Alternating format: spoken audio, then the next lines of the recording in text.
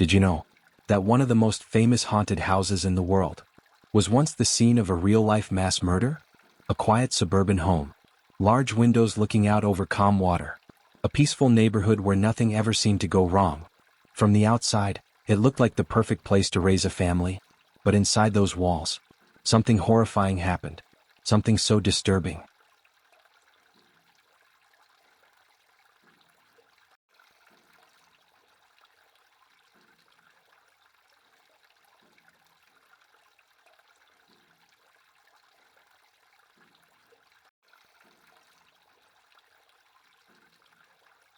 That decades later people still debate what really happened inside that house.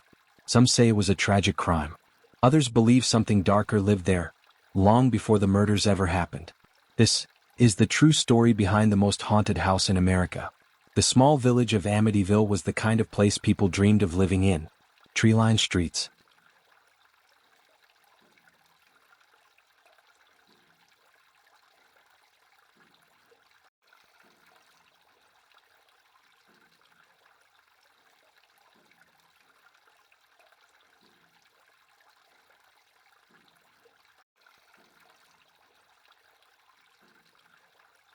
friendly neighbors, children playing in quiet yards.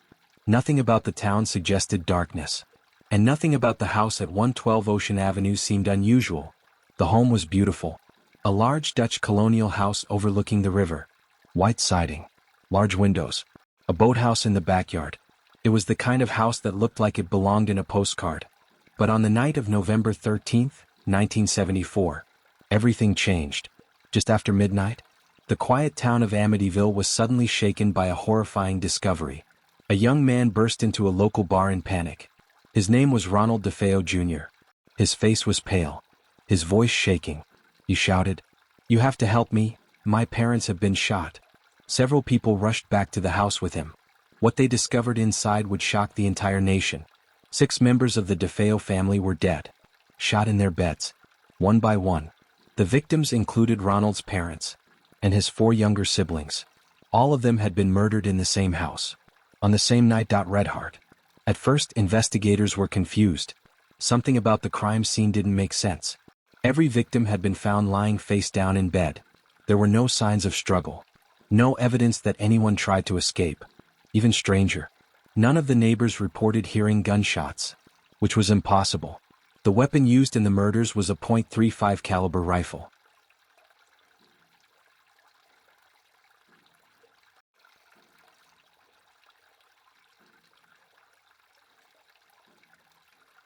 A weapon loud enough to wake an entire neighborhood. Yet somehow, no one heard anything. Police began questioning Ronald DeFeo Jr. And soon, his story began to fall apart. After hours of questioning, Ronald finally confessed. He admitted that he had killed his entire family. But what he said next terrified investigators.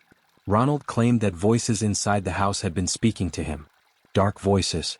Voices that told him to kill. According to his testimony, the voices had grown louder over time, until one night, he could no longer resist them. Many people believed he was lying.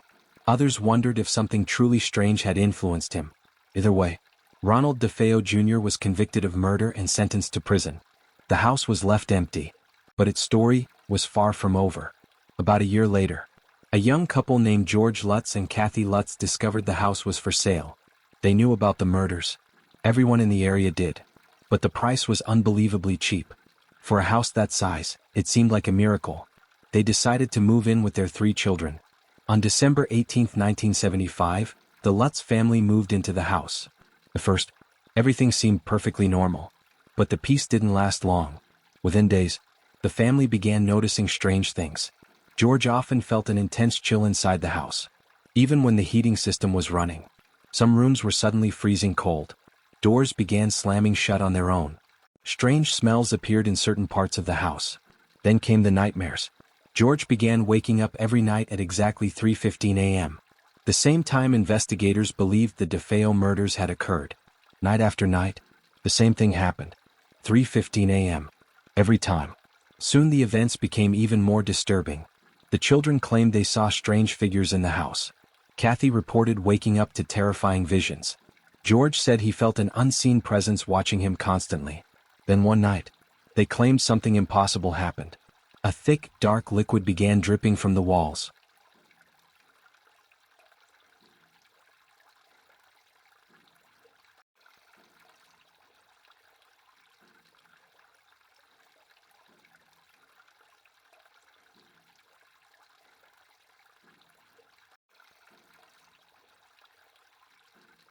It looked like blood.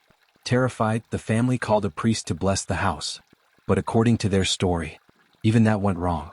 The priest who entered the house later claimed he experienced something disturbing. While blessing one of the rooms, he said he heard a voice whisper a single word: "Get out." Moments later, he was struck by a sudden illness.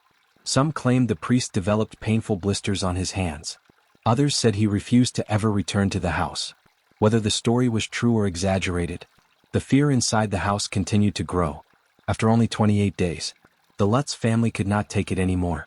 They claimed the supernatural activity had become unbearable. Doors slammed violently.